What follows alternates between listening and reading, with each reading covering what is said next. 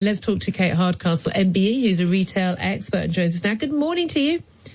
Hi, good morning. Good morning. Yeah, well, the British Retail Consortium reported that total sales fell 0.1%. So it's not a big fall, but it's marked the first annual sales decline since 1995. Sales in November, December, particularly weak, falling 0.9%. But we're told this is retail. It's particularly on the high street where we have seen that, lack of festive spending that many had expected.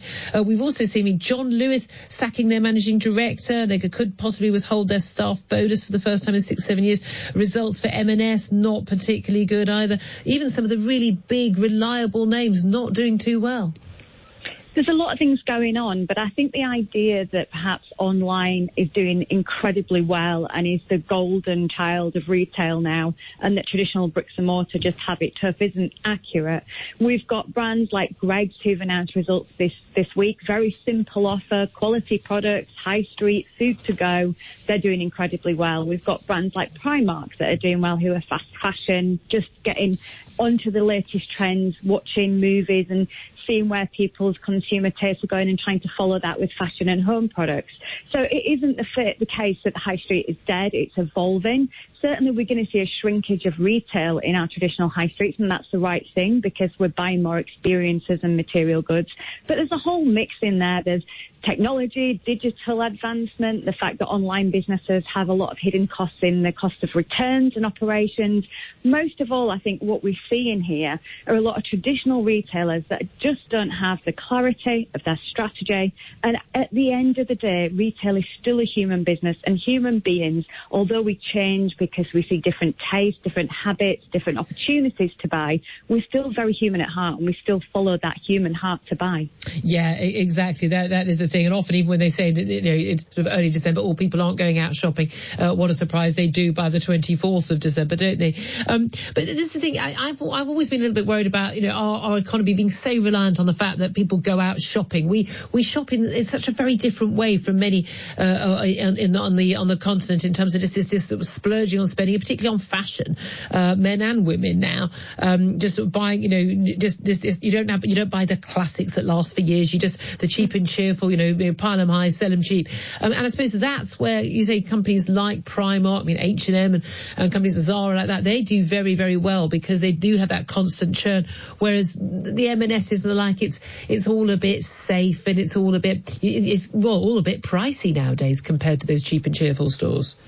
Well, you got Sainsbury's results that came out this week, and one of their growth areas was clothing. They do very good kids' clothing. They do great clothing great for Halloween costumes, by the way. Exactly, fancy dress. Christmas jumpers is really good for them. And although they've got some challenges in their results with the fact they're now incorporating Argos results, and Argos haven't had the same toy sales that they usually would have Christmas on Christmas, it shows the pattern. If you give customers discount, if you show them discounts like Black Friday, why on earth are they going to follow emails saying 20% off, 30% off and think, no, it's okay, I'll just wait till it's full price. I'd rather spend all of my disposable income on that, please. You teach them with the tools of discount, they will learn and follow. You give them something exceptional, quality, different, and experience, they will buy with it. Yeah. They certainly don't want experiences buying toilet rolls. No, that's exactly. not what they're looking for. But they do want the higher purchase items. Yeah, that's a very niche thing, that is, that urge. But Leslie, it does seem that across the board, and we've seen this in the supermarkets as well as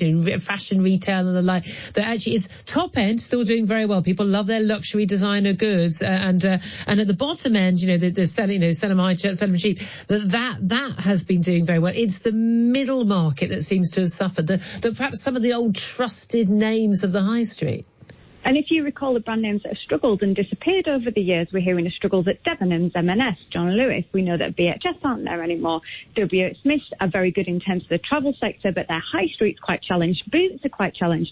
These are middle market brands. And what we've got is we've got this squeeze. We've got discounters who aren't actually just selling on price. Aldi, Lidl, Primark, it's very much a value proposition. And then we've got the reach up to luxury that isn't that far away for everyone now. Yeah. So people say, no, if I want an experience, I'm not going to spend spend £20, £30 on a jumper, I'll get a £50 jumper and I will make it last longer because I'll enjoy the experience of it. Yeah. Or if not, I'll buy the discount one. And I think the fact is that you can't just open doors at 9 o'clock in the morning, close them at 5:30, have goods to sell and go, well, it's a very simple business. That's it. All we have to do is resell the goods. But you mentioned WH Smith there, and they are an absolute classic. Other than when you're basically got no choice, you're in an airport or a railway station. I will go out of my way not to shop in at WH Smith because everything's 3 times the price. I've got to be honest, terrible service, and I'm getting really fed up of being asked to buy a sort of super-sized chocolate bar the size of my head every time I go and buy a newspaper.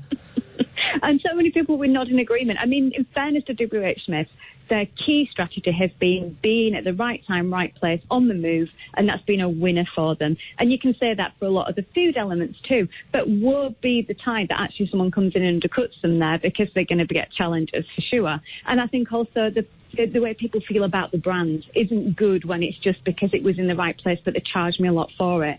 I really think it's time to understand that retail brands need to accept they have to put the customer first. The customer is in the driving seat and the strategies need to be very fluid. But whilst they're fluid, you can't have John Lewis and Marks and Spencer doing all different things, all different types, trying to please all the people all the time. Yeah. They need to work out what their core is, deliver on it brilliantly, and then look to a partnership or other brands to work with on different elements, rather than this constant drip feed of news of we're going to be this, we're going to do this, we didn't make enough skinny jeans, we made too many skinny jeans. Yeah. That's not the problem. I've got to be honest with you. I just don't think the skinny jean market is where M&S should be, but there we are. As my issue with M&S is that, I'm a 51-year-old mother who really couldn't care less about fashion, but just wants some nice clothes to wear for work. And I go into M&S. I don't think I've bought anything in M&S other than food for about 10 years because they never have anything. And I think, why are you not catering to me? And they're not. Kate Hardcastle, MBE retail expert, really appreciate you joining us. Thank you very much indeed.